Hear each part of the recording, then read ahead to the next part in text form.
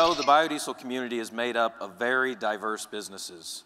So it's very fitting that our keynote speaker brings unparalleled expertise in helping diverse organizations collaborate for optimal impact. At the Fulcrum Connection, Dr. Valerie Patrick helps industries and organizations improve performance through science-based collaboration. Dr. Patrick is a certified professional facilitator, a trained creative problem-solving facilitator, and a change management practitioner. While serving on the multinational corporation, Bayer Corporation, she led more than 40 successful high-performance teams in over 200 organizations in the areas of product development, sustainability development, and organizational change. Please join me in welcoming our keynote speaker, Dr. Valerie Patrick. Hi, thank you so much.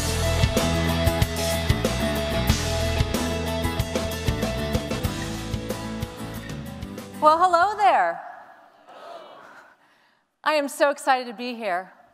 When I got the call from Jessica Robinson asking me if I'd be interested in giving this keynote address, she happened to mention bioheat, and this, of course, triggered an immediate hot flash. And I realized that this was really meant to be as one of 50 million women in the US causing spousal suffering due to menopause. If any of you are one of those sufferers, then I'm here to partially atone for that. But I am excited to be here because you are among the climate change mitigators, the unsung heroes of our generation here in the United States. You are part of a proud legacy, the few willing to take the initiative to move us towards a low-carbon economy, the few willing to save people who will never know you. Not only are you unsung heroes, but I also believe that you are well-positioned to attract top talent to your industry. In his 2009 TED Talk titled The Puzzle of Motivation, Daniel Pink provides the science behind why monetary rewards don't work for knowledge workers. And now when I say knowledge worker, I'm talking about anyone that spends at least a third of their time using knowledge from their brain rather than from something written down. Knowledge workers are motivated from within. They need work that's meaningful. What could be more meaningful today than helping to tackle man-made global warming? I also believe there's no limit to what your industry can accomplish if you practice the discipline of thinking big. You're stewards of a relatively young industry. According to NBB, your industry is 18 years young, and according to the all-knowing Wikipedia, the petroleum diesel industry is 81 years old. Your industry also is now a small part of something big. You are at about 5% of the diesel industry at 2 billion gallons in 2013. So the question is, what does success look like for this industry 20 years from now? What is the big impact your industry will be having in 2035? What could it be? What should it be? I think the unknown and the possibilities are very exciting. So what can you do and what should you do to ensure your long-term prosperity as an industry? Well, I can tell you one thing to not do is to allow your thinking to become too narrow. My aunt-in-law is retired from Kodak, and her early retirement combined with the decline of Kodak has caused her a lot of financial stress and uncertainty.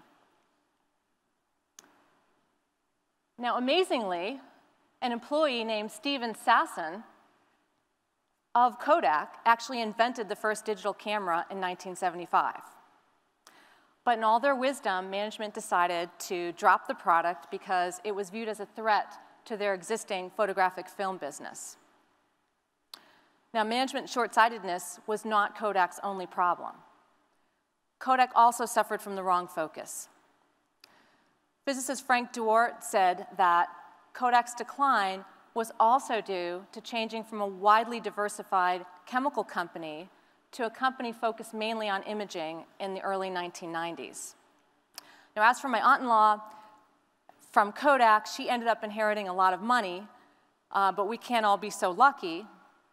The rest of us need to depend on broadened thinking for good results. Similarly, those that Joe mentioned in his speech, those in the petroleum industry that are practicing narrow thinking with respect to the biodiesel industry, I believe will be disadvantaged in the long run. I think the lesson is think broadly about the value that you can bring to society. So I'm here to talk about the problem of limited thinking. Some may say limited thinking is a good thing. It provides focus, and focus is needed to achieve results. Now, the vocal coach on my Vocalization for Soprano CD, yes, I'm a singer. Don't worry, I'm not going to sing. The vocal coach says practice is permanent. That is, if you practice good technique, you will perform well. But if you practice bad technique, you will perform badly. Anyone who has played golf understands this concept probably more than you're willing to admit. I say focus is permanent. If you focus on the wrong things, there may be unintended consequences, and you won't get the results that you want. So the key is to focus on the right things. Well, how do you do that? Well, the way you do that is you broaden your thinking as much as possible before you decide what to focus on. And you can probably guess at the causes of limited thinking. So first, limited thinking comes from being too busy. It takes work and time to get out of the trap of limited thinking. And if you're too busy, you have neither. Stephen R. Covey calls this the Quadrant 2 problem. So you have to address the Quadrant 1 activities. That's where the urgent and important tasks live. Many of us spend too much time in Quadrant 3, where the urgent but not important activities live. And God help those in Quadrant 4. That's where the non-urgent and non-important activities are. But Quadrant 2, that's where the non-urgent but important activities live. These are the activities that can have the most profound impact on results and performance. So the trick is spending less time in Quadrant 3 and more time in Quadrant 2. And this is essentially a time management challenge.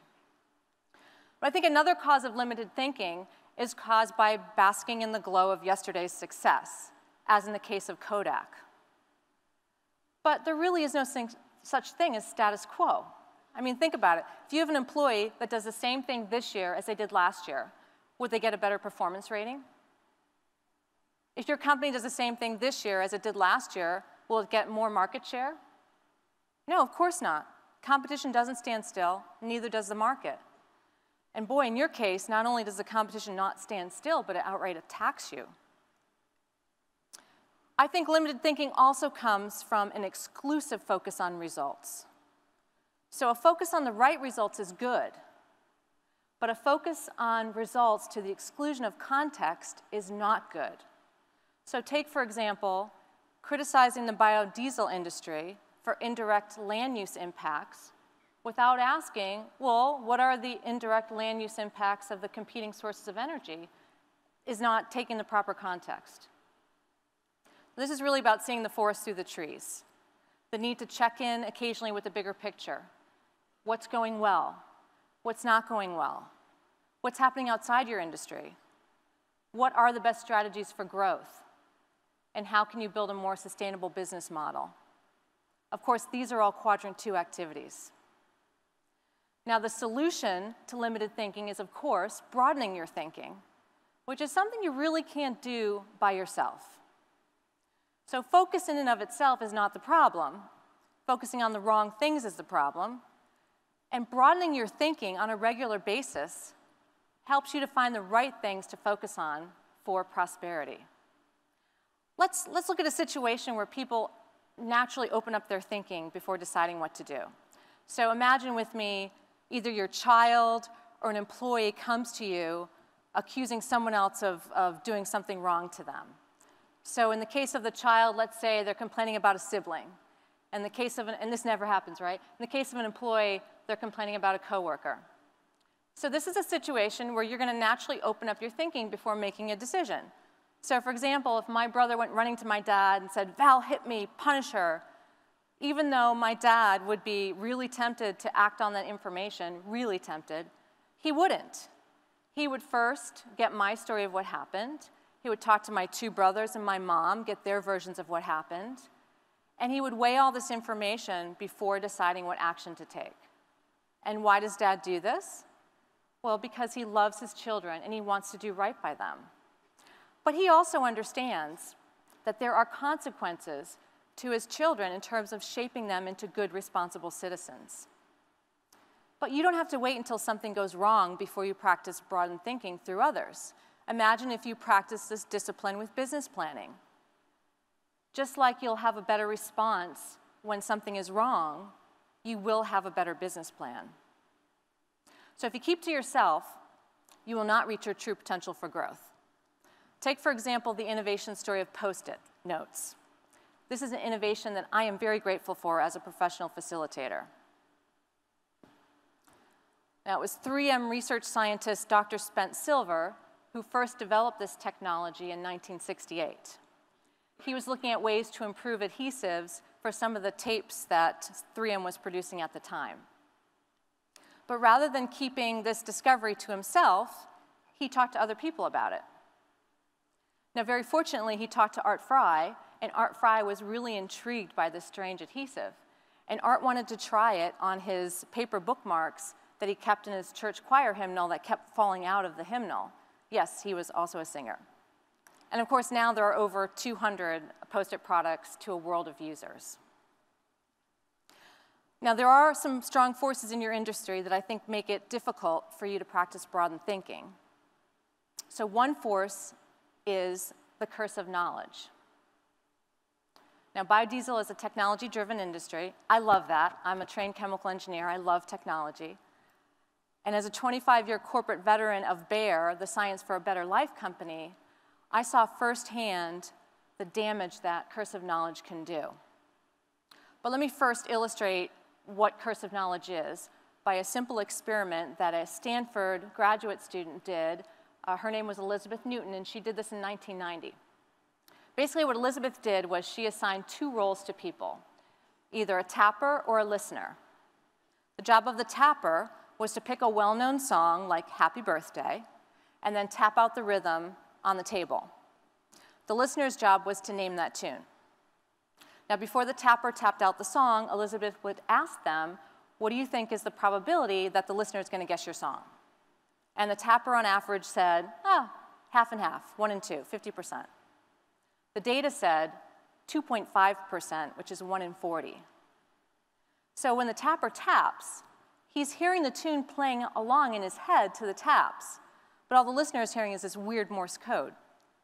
So the problem is that once we know something, in this case the melody of a song, we find it really hard to imagine not knowing it. In other words, our knowledge has cursed us. We have difficulty sharing this knowledge with others because we can't easily influence their state of mind. So curse of knowledge is really about the challenge of trying to get inside the head of the person you're trying to influence. Now back to my former employer, Bayer. Curse of knowledge prevented our scientists from taking effective action when the safety of a chemical ingredient known as bisphenol A, or BPA, was being questioned. Our scientists knew and understood the science that made the claims against BPA just stupid. But curse of knowledge got in the way of the scientists responding effectively to these claims. By the time the false claims had hit mass media, including People magazine, it was too late to turn the tide. The company was forced to abandon the impacted portions of our business. Well, the company learned. Now they use communication and marketing specialists at the first sign of public product safety concerns, and those specialists work with the scientists to develop programs that will effectively engage consumers and dispel bad science. The second force, I think, that makes it hard for your industry to practice broadened thinking is resistance to change. Now, resistance to change comes in many forms for your industry. Resistance to adopting new products, resistance to policy supporting your industry, as Joe talked about, resistance to the reality of climate change, resistance to the science of carbon accounting, such as proper accounting for indirect land use changes, and the list goes on. Now, every change management process, and there are several, starts with creating awareness and desire. awareness of what the change is, why it's needed, and the desire to be part of that change. Now, I am a self-proclaimed change agent. I love change. But the reality is I love leading change. I don't even like it when someone else tries to get me to change. When I started my company, I had to get a new phone to replace the BlackBerry I had at Bear. And I went to Target, and there was an older gentleman waiting on me. And I said to him, under no circumstances do I want to even look at a touch-tone phone. I need my keyboard on my phone. Well, he went along with his sales pitch and realized, yeah, she's really serious about this. So he reached in his back pocket, and he pulled out his Samsung phone, and he said, I felt the same way as you did until I tried it. And he pulled up a text application and handed it to me to try. Well, this was a really clever way to turn that Samsung into what my industrial designer friends would call an OOD. And an OOD's an acronym for an object of desire. So of course, I bought the Samsung and buried memories of my old phone forever, never going back to keyboard. But despite the challenges of cursive knowledge and resistance to change, there are many powerful ways for you to practice broadening your thinking in your industry. One way is asking the right questions.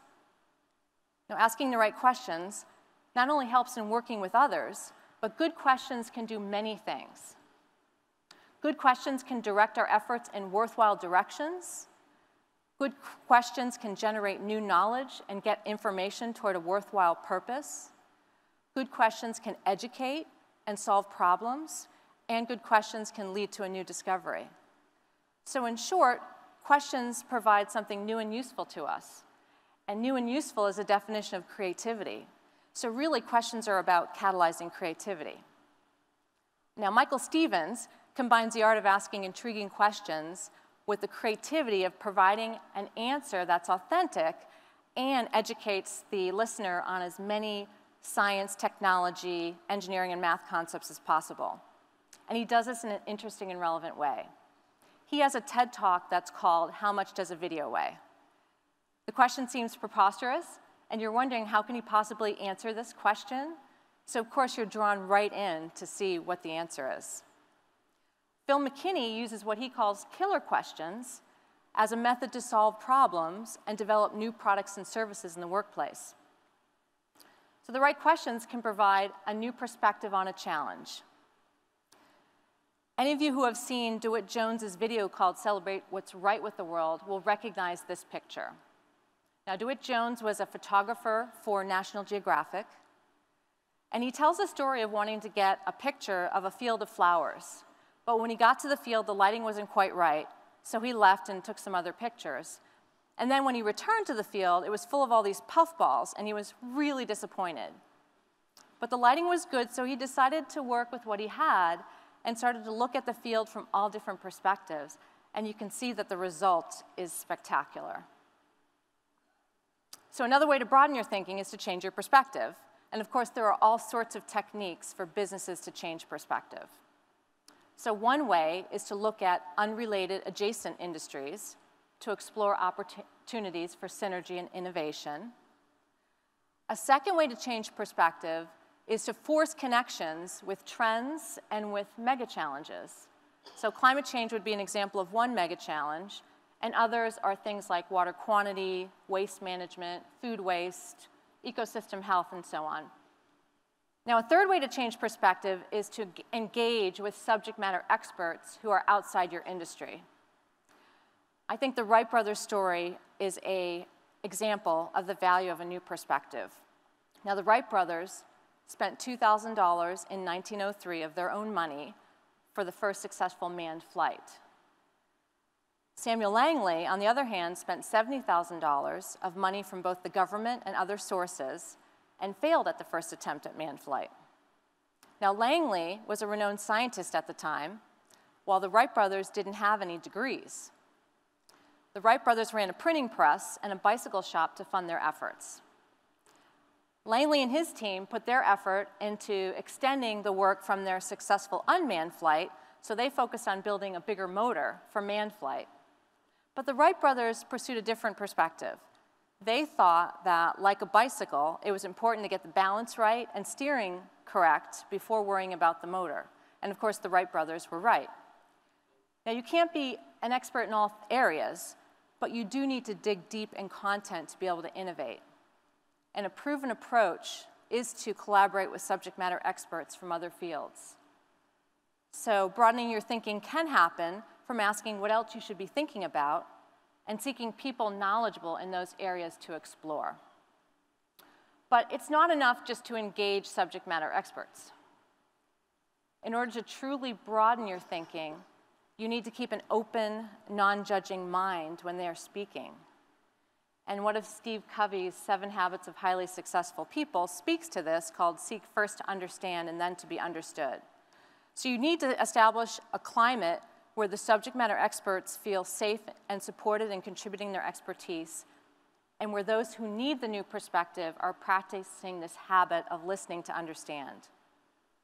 I was hired to facilitate a session for key stakeholders to critique a draft technology roadmap.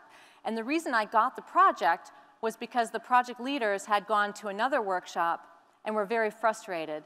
Rather than having the opportunity to give their input, they were subjected to long presentations about how they created the roadmap, how good it was. And I actually thought they would come to regret asking for a professional facilitator because of the quantity of input they got. But they found the input to be well-structured, that made it easy for them to incorporate the input and figure out what input to incorporate.